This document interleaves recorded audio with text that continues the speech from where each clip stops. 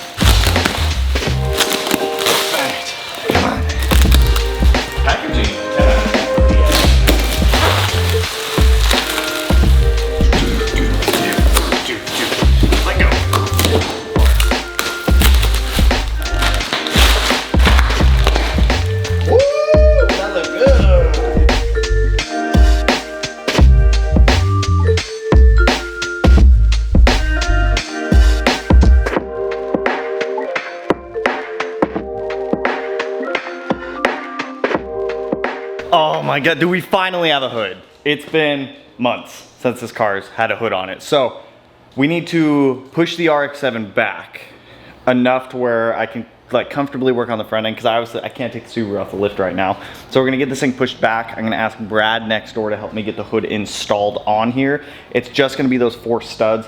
I just don't want to try to do it myself. Obviously damage the windshield, damage the car, damage the hood, anything like that. If you can have a second person help you with the hood, definitely do so. Now I wanted a hood that looked kind of OEM-ish, but still had some ventilation on it to let hot air out. But I've learned from the STI, if a hood doesn't come with rain traps on a significantly vented hood, I don't like a lot of water going into the engine bay. So minimal venting on that is still going to allow hot air to escape, but it's also going to not let a whole bunch of water in, if that makes sense. Does that make sense? We're using our brain power here, man. That makes sense.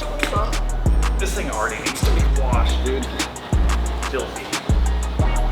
Absolutely filthy. And I still have to repaint the sunroof. Actually, fuck it. I'm just gonna turn the car around.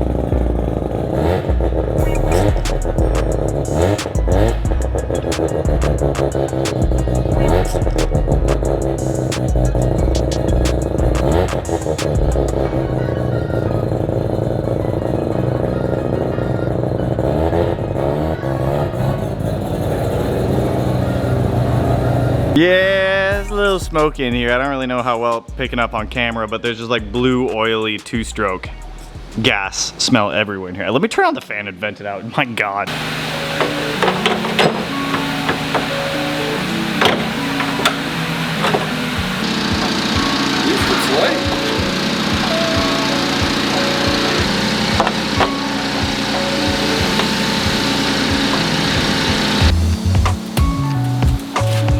Tighten the fender back up.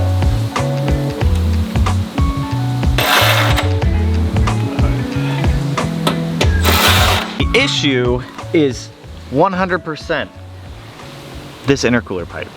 Is it that one too? I don't think it's that one. I think that one will clear. I don't know. I'm gonna try loosening these up and twisting this down more, closer to the belt and everything. We might have to redo this line here for the blow off valve, but that's whatever. Let me try messing with this and seeing if I can get this to like twist downwards more.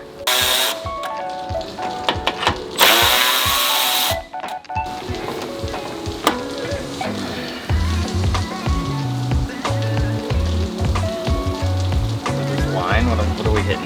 Enough head. Right. Run now. Not getting better. It's still hitting. It is the next day. We are about to link up with our tuner. He's gonna remote in and tune the car for just idle and work the map a little bit so that way we can actually drive this thing. I was able to get the hood to fit a little bit better by finoodling some of the intercooler pipes around.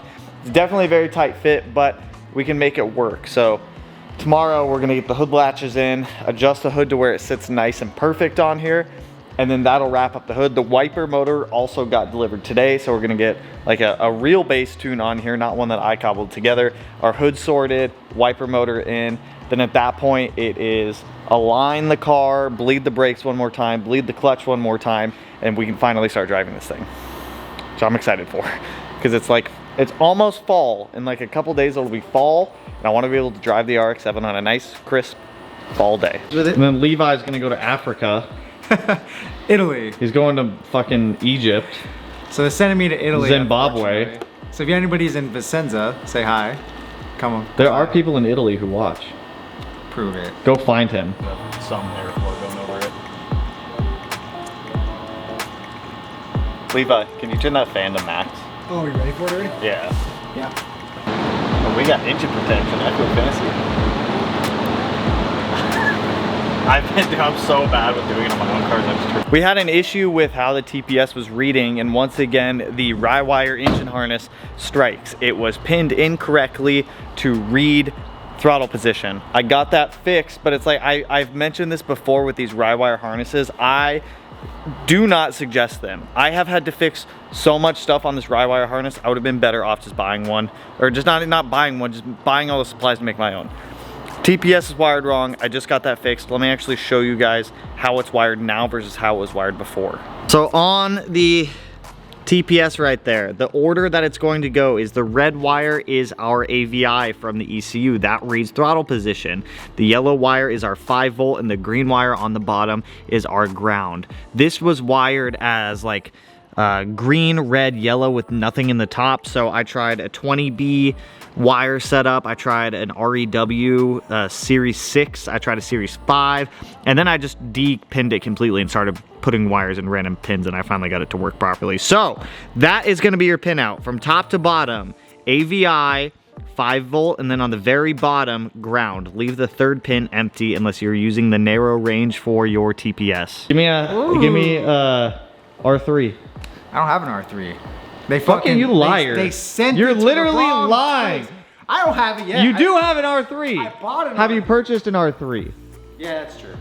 He has an R3. This is the last time you guys are gonna see Levi too. He goes to Europe tomorrow, forever. He's leaving us. I'm gonna go cry in the corner. Cry myself to sleep. Not mad, I'm just disappointed. I don't get a choice. Not in you and the government. Sounds good.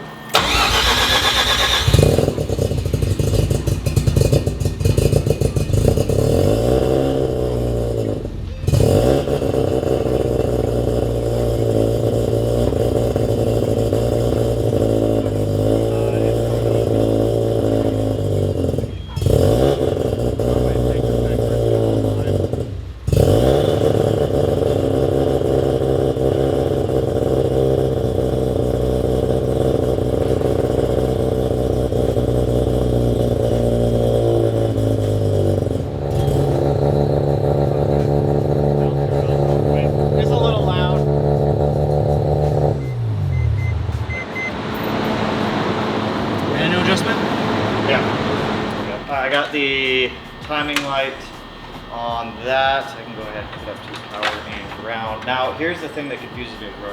I lost the keys. I hear them. Oh, I'm sitting on them. Oh no, they're in the ignition. Nice one. You ready, Levi? I think so, yeah. Okay. All right, I am starting.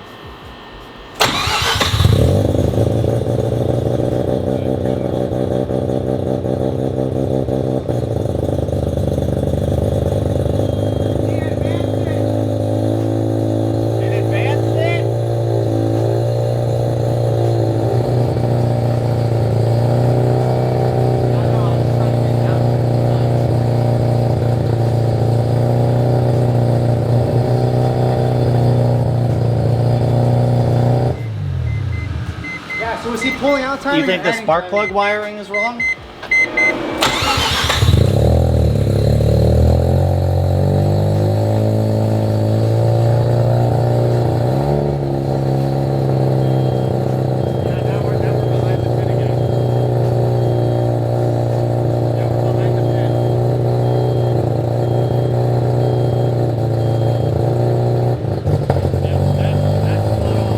So I've been going back and forth with Ryan trying to figure out what's going on. The car was 15 degrees off of timing, and we've been trying to rack our brains about what's going on with it. Why is it doing this? We unplugged the trailing plug so it would just run off the leading, and it was still acting funny.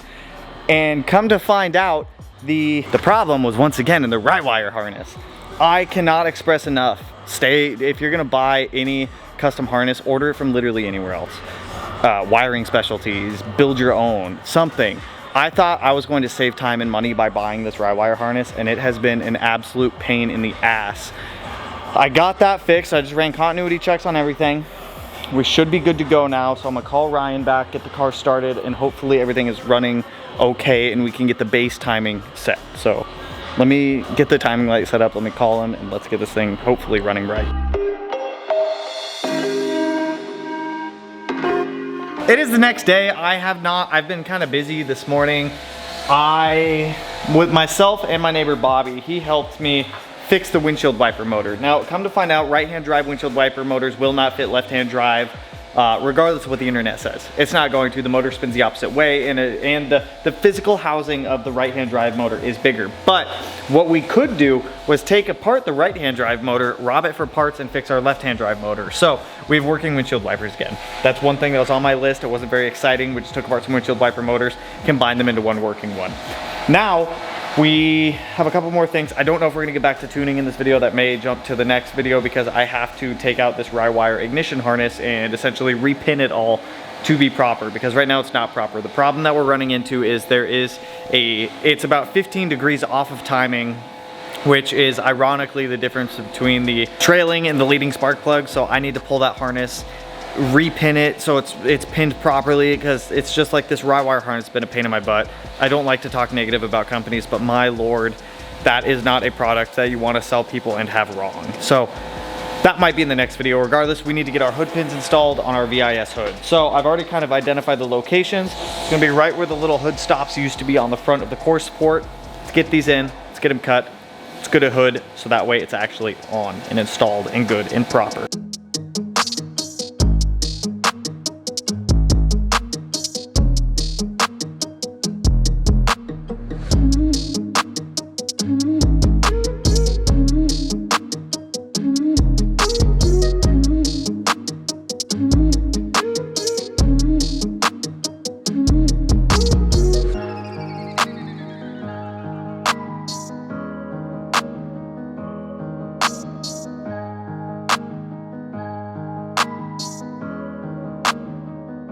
We got one pin on the driver's side right now. I'm gonna do the passenger side first thing in the morning.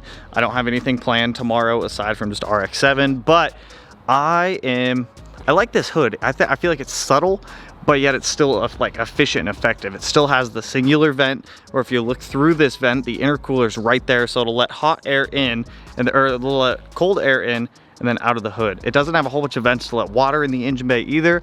I think it's subtle. I like it. The front gap here is something that we're gonna have to address after we get the second pin in. We're gonna have to set the height of the front of the hood, but outside of that, I dig it. What do you guys think? We're also, once we get the other pin in, we're also gonna have to drill a couple holes in this for the OEM weather seals that go around the headlight. It looks like it's only one layer of carbon, which I know that's what most companies do, but it's like a weird type of, where's that cut piece? This blue tape is the carbon side, and if you look, it's like all fiberglass. This hood is pretty much all fiberglass with just one layer of carbon on top of it, which is what most carbon companies do, but it's, you know, it's just disappointing. I wish that it was at least a couple more plies of carbon versus just one or two. And this stuff really wants to catch on fire. I don't know what VIS is using, but this is a very flammable undercoating on this, but no biggie.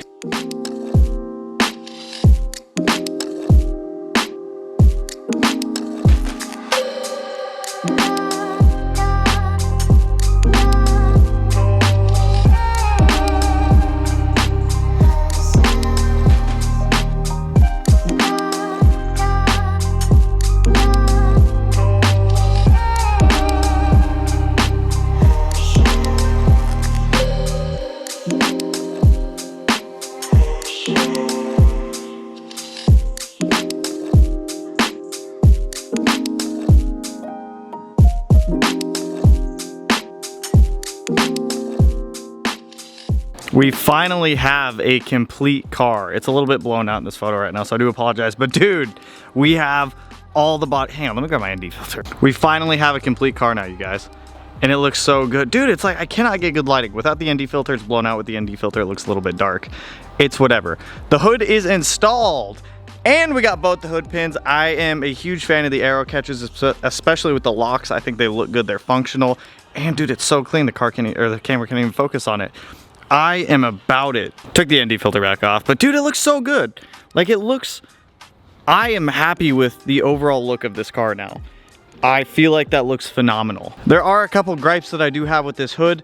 Up where VIS made this, right around this area here, this material is too thin, and they didn't leave a spot to be able to put the factory little rubber grommets down there that like kind of hide the engine bay area. It's not a huge deal. The fact that I don't have a hood latch, I can't really do anything about this. The center of the hood right here does stick up and protrude a little bit. If I can get a left-hand drive hood latch, I'll definitely get one to fix this, but with only having a hood latch there and a hood latch there, the center of the hood does kind of bow up a little bit, so there is a small gap between the bumper and the hood. There's nothing I can do about that. But at this point, the only things left that the RX7 needs, repaint the sunroof. That'll take a day. I'm not stressing that. I'll do that once the car's tuned and it's working. Tune the car.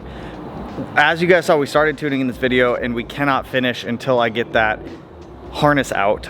I ordered some wire as a preemptive measure to be able to ensure that I can properly repair this and fix this, so that way our ignition coils are set up properly, because right now they're most definitely not, and that we can't even proceed with tuning with it being off by 15 degrees on ignition timing, which is no bueno, no bueno. Once the ignition harness is fixed, we continue tuning. I need to bleed the brakes, but I don't even know if I'll put that in the video. I might just have Melanie come over here and help me bleed the brakes on the car, but outside of that, that's really it. That is really it. The FD is pretty much wrapped up at this point. Like I said, bleed the brakes, tune the car, repaint the sunroof. That's it.